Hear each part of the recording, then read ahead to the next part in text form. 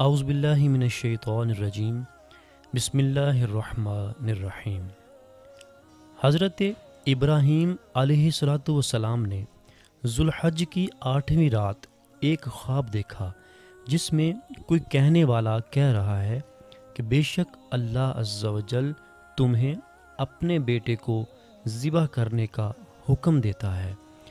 آپ صبح سے شام تک اس بارے میں غور کرتے اور سوچتے رہے کہ یہ خواب اللہ عز و جل کی طرف سے ہے یا شیطان کی جانب سے۔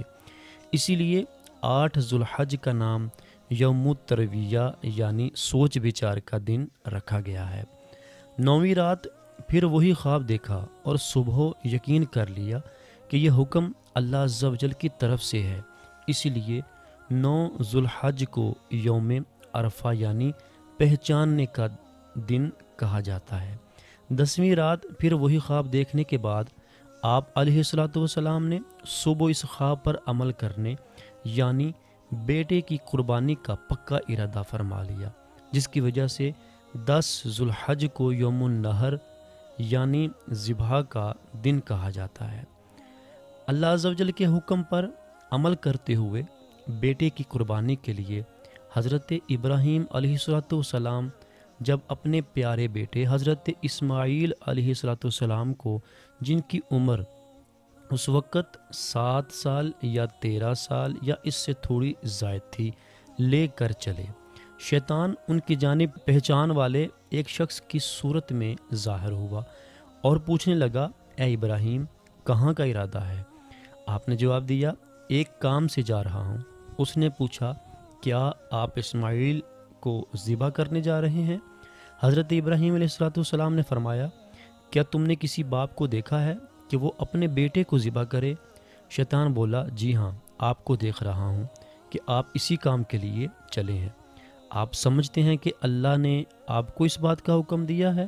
حضرت ابراہیم علیہ السلام نے ارشاد فرمایا، اگر اللہ عز و جل نے مجھے اس بات کا حکم دیا ہے تو پھر میں اس کی فرما برداری کروں گا۔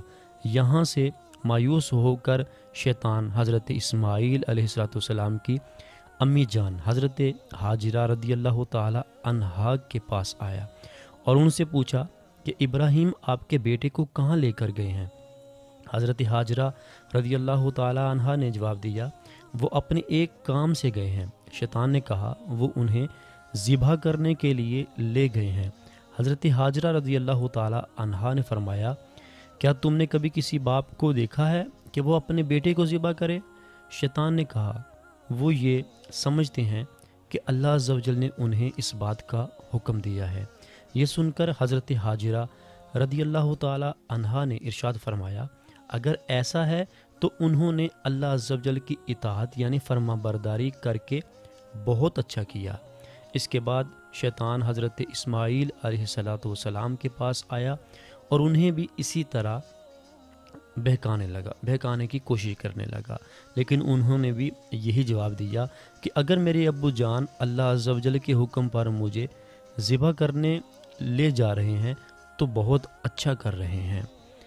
جب شیطان باپ بیٹے کو بہکانے میں ناکام ہوا اور جمرے کے پاس آیا تو حضرت ابراہیم علیہ السلام نے اسے 7 کنکریاں ماری۔ کنکریاں مارنے پر شیطان نے آپ کا راستہ چھوڑ دیا۔ یہاں سے ناکام ہو کر شیطان دوسرے جمرے پر گیا۔ فرشتے نے دوبارہ حضرت ابراہیم علیہ السلام سے کہا کہ اسے ماریے۔ آپ نے اسے 7 کنکریاں ماری تو اس نے راستہ چھوڑ دیا۔ اب شیطان تیسرے جمرے کے پاس پہنچا۔ حضرت ابراہیم علیہ السلام نے فرشتے کے کہنے پر ایک بار پھر 7 کنکریاں ماری تو شیطان نے راستہ چھوڑ دیا۔ شیطان کو 3 مقامات پر کنکریاں مارنے کی یاد باقی رکھی گئی ہے اور آج بھی حاجی ان تینوں جگہوں پر کنکریاں مارتے ہیں۔ حضرت ابراہیم علیہ السلام جب حضرت اسماعیل علیہ السلام کو لے کر کوہ صبیر پر پہنچے تو اللہ عز و جل کے حکم کی خبر دی، جس کا ذکر قرآن پاک میں ان الفاظ میں ہے، یا بنی انی ارا فی المنام انی اذبحک فانظر ماذا تری۔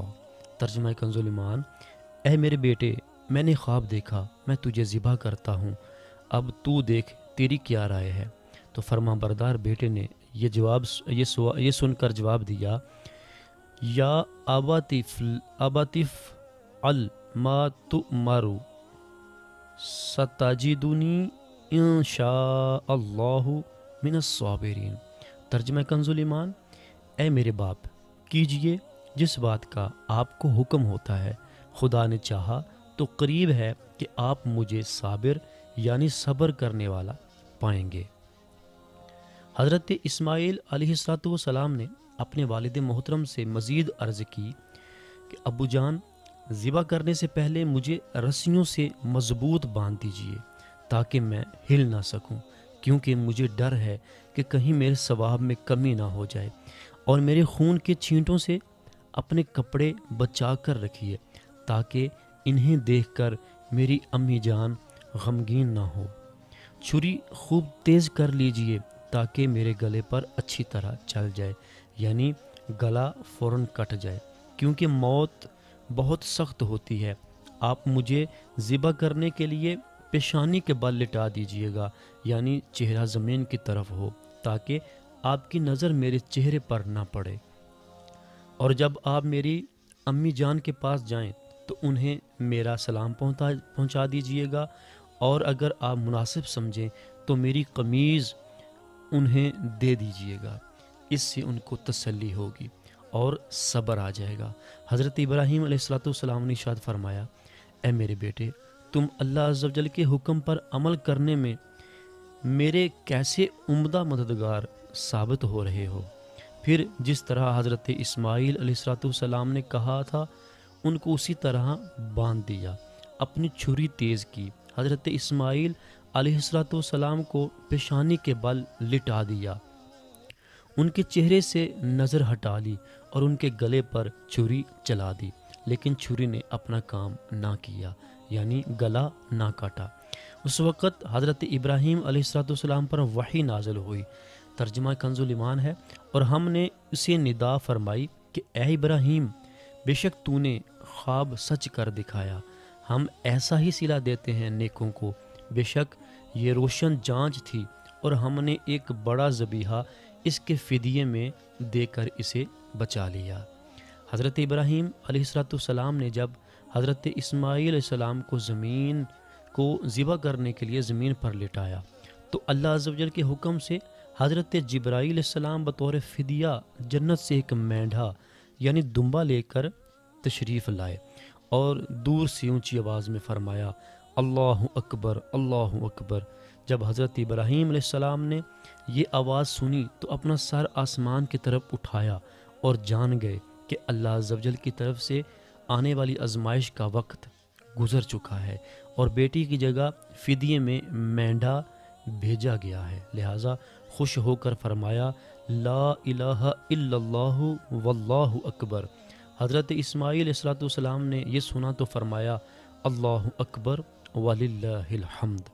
اس کے بعد سے ان تینوں پاک حضرات کے ان مبارک الفاظ کی ادائیگی کی یہ سنت قیامت تک کے لیے جاری و ساری ہو گئی۔ حضرت ابراہیم علیہ السلام نے حضرت اسماعیل علیہ السلام کے فدیے میں جو مینڈا یعنی دمبا ذبح فرمایا تھا، اس کے بارے میں اکثر مفسرین کا کہنا یہ ہے کہ وہ مینڈا یعنی دمبا جنت سے آیا تھا، اور یہ وہی مینڈا تھا جس کو حضرت آدم علیہ السلام کے بیٹے حضرت حابیل رحمۃ اللہ تعالی علیہ نے قربانی میں پیش کیا تھا۔ اس مینڈے کا گوشت پکایا نہیں گیا، بلکہ اسے درندوں یعنی پھاڑ کھانے والے جانوروں اور پرندوں نے کھا لیا تھا۔ حضرت سفیان بن عیینہ رحمۃ اللہ تعالی علیہ فرماتے ہیں کہ اس مینڈے یعنی دمبے کے سینگ عرصہ دراز تک کعبہ شریف میں رکھے رہے، یہاں تک کہ جب کعبہ شریف میں آگ لگی تو وہ سینگ بھی جل گئے۔ حضرت ابراہیم علیہ السلام کی اس انوکھی قربانی کی یاد تا قیامت قائم رہے گی، اور مسلمان ہر سال بقرہ عید میں مخصوص جانوروں کی قربانیاں پیش کرتے رہیں گے۔ حضرت ابراہیم علیہ السلام بہت بڑی عمر تک بے اولاد تھے۔ 99 سال کی عمر میں 99 سال کی عمر میں آپ علیہ السلام کو حضرت اسماعیل عطا کیے گئے۔ حضرت ابراہیم علیہ السلام بیٹے کی دعائیں مانگ کر کہتے تھے کہ اسمع یا ایل۔ اسمع کے معنی ہے سن، اور ایل کے معنی ہے عبرانی زبان میں خدا کا نام ہے۔ اس طرح اسمع یا ایل کے معنی ہوئے اے خدا عز و جل میری سن لے۔ جب آپ علیہ السلام پیدا ہوئے تو اس دعا کی یادگار میں آپ کا نام اسماعیل رکھا گیا۔ رسول پاک صلی اللہ تعالیٰ علیہ وسلم کے بعد حضرت ابراہیم علیہ السلام سب سے افضل ہیں۔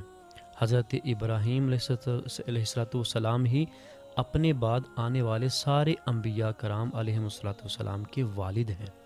ہر آسمانی دین میں آپ ہی کی پیروی اور اطاعت ہے۔ ہر دین والے آپ کی تعظیم کرتے ہیں۔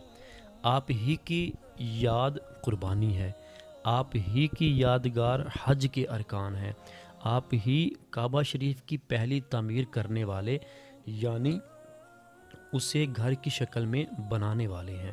جس پتھر یعنی مقام ابراہیم پر کھڑے ہو کر آپ نے کعبہ شریف بنایا، وہاں قیام اور سجدے ہونے لگے۔ قیامت میں سب سے پہلے آپ ہی کو عمدہ لباس عطا ہوگا۔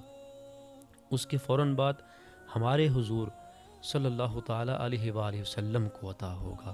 مسلمانوں کے فوت ہو جانے والے بچوں کی آپ علیہ السلام اور آپ کی بیوی صاحبہ حضرت سارہ رضی اللہ تعالیٰ عنہا عالم برزخ میں پرورش کرتے ہیں۔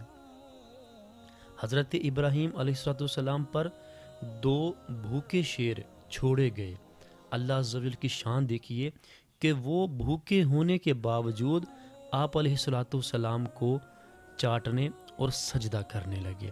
حضرت ابراہیم علیہ السلام کو غلہ یعنی اناج نہیں ملا۔ آپ علیہ السلام سرخ ریت کے پاس سے گزرے تو آپ علیہ السلام نے اس سے بوریاں بھر لیں۔ جب گھر تشریف لائے تو گھر والوں نے پوچھا یہ کیا ہے؟ فرمایا یہ سرخ گندم ہے۔ جب انہیں کھولا گیا تو واقعی سرخ گندم تھی۔ جب یہ گندم بوئے گئے تو ان میں جڑ سے اوپر تک گیہوں یعنی کنک کی بالیاں لگیں۔ یہ حضرت ابراہیم علیہ السلام کا معجزہ ہے۔ حضرت ابراہیم علیہ السلام سے کئی کاموں کی شروعات ہوئی، ان میں سے 8 یہ ہیں۔ سب سے پہلے آپ علیہ السلام ہی کے بال سفید ہوئے، اور سب سے پہلے آپ ہی نے سفید بالوں میں مہندی اور قطم یعنی نیل کے پتوں کا خضاب لگایا۔ سب سے پہلے آپ علیہ السلام ہی نے سلا ہوا پاجامہ پہنا۔ سب سے پہلے آپ علیہ السلام ہی نے ممبر پر خطبہ پڑھا۔ سب سے پہلے آپ علیہ السلام ہی نے راہ خدا میں جہاد کیا۔ سب سے پہلے آپ علیہ السلام نے مہمان نوازی یعنی مہمانی کی رسم شروع کی، اور سب سے پہلے آپ علیہ السلام ہی ملاقات کے وقت لوگوں سے گلے ملے، اور سب سے پہلے آپ ہی نے سرید تیار کیا۔ شوربے میں بھگوئی ہوئی روٹی کو سرید کہتے ہیں۔ اللہ تعالیٰ ان پر کروڑوں رحمتیں برکتیں نازل فرمائے اور ان کے صدقے میں ہماری بے حساب بخشش و مغفرت فرمائے۔